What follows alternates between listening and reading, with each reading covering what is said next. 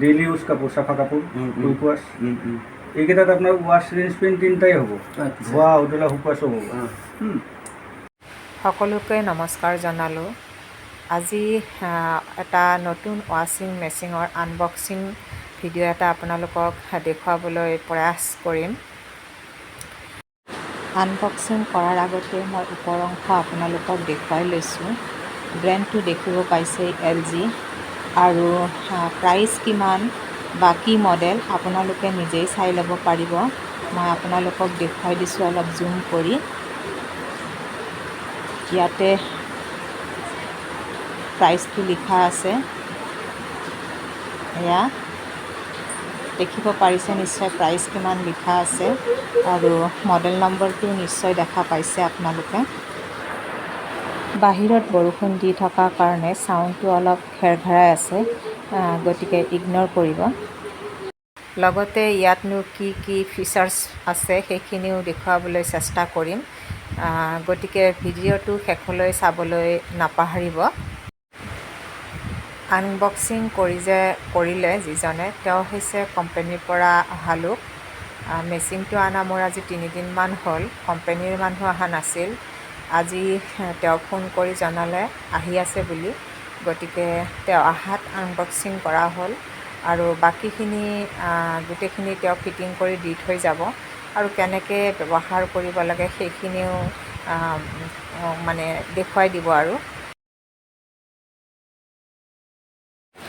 মই ৱাশ্বিং মেচিনটো লোৱাৰ আগত কেইবাখনো দোকানত ঘূৰিছোঁ এই মেচিনটোৰ কাৰণে।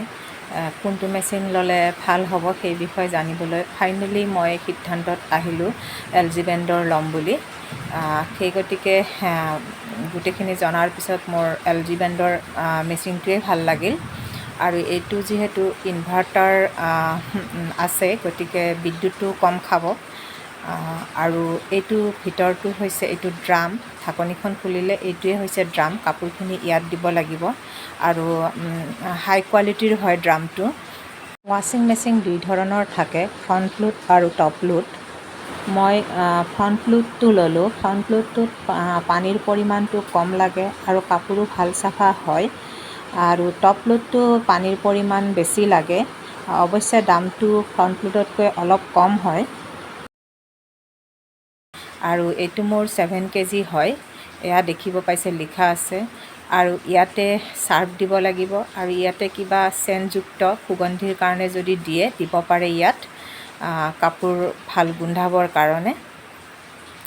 আৰু এইপিনে তলত আছে, এইটো হৈছে কাপোৰৰ কিবা সূতা চূতা থাকিলে সেইবোৰ এইপিনেদি ওলাই আহিব। লগতে যদি পকেটত পইচা চইচা থাকে সেই পইচা চইচা এইপিনেদি ওলাই আহিব। এতিয়া আমি ইলেক্ট্ৰিচিটি ছাপ্লাইৰ বাবে প্লাগৰ লগত সংযোগ কৰিলোঁ, আৰু এয়া পানীৰ কানেকশ্যন কৰা হ'ল মেচিনৰ লগত। চুইচ দিব, কাপোৰ ডিটাৰজেণ্ট দিয়া হ'ল। এইটো হৈছে মেচিনৰ পাৱাৰ। লাইন নাই নেকি? আছে। দিয়াৰ লাগিলে আপোনাৰ ইয়াতে গোটেইকেইটা প্ৰগ্ৰেমতে লাইট জ্বলে, দেখিছেনে? গোটেইকেইটাত জ্বলিছে।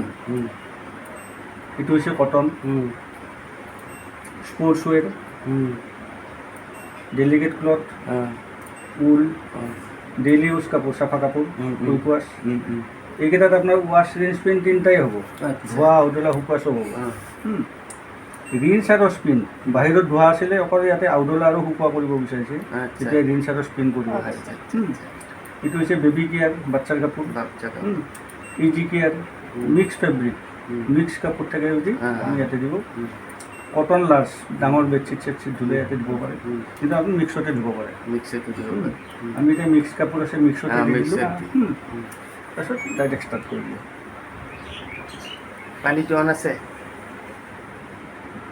পানীটো মানে কেতিয়াও চুইচ অফ কৰিব নালাগে, লাগিলেহে ল'বহি। এয়াই আছিল এটা নতুন LG ৱাশ্বিং মেচিনৰ আনবক্সিং ভিডিঅ'। এনেধৰণৰ নতুন নতুন ভিডিঅ' পাবলৈ চেনেলটো ছাবস্ক্ৰাইব কৰি ৰাখিব।